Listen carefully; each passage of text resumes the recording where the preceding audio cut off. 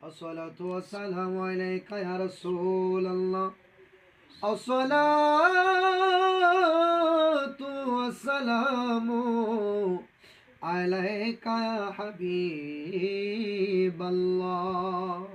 الصلاة والسلام عليك يا سيدي يا شافي المذنبين.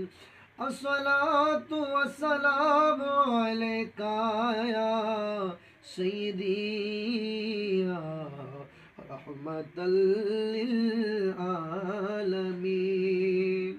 ربنا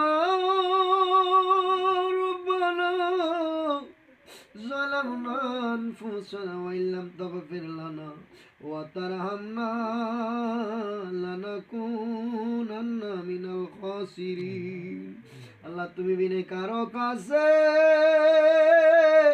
আমরা করি বরদান,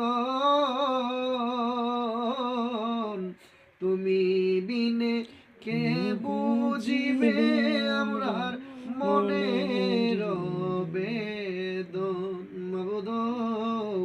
মাওলা আপনার কুদরতের নজর দিয়া তাকিয়ে দেখুন আল্লাহ। আল্লাহ আমার অত্যন্ত মহব্বতের বন্ধুবর আল্লাহ, বিশেষ করে রতন খান শুভ ভাই, আল্লাহ ওনার ঘরে বসিয়া পর্দানুশীর মা বোনদেরকে নিয়ে হাত বাড়াইলাম, মুরব্বী বাবাদেরকে নিয়ে হাত বাড়াইলাম।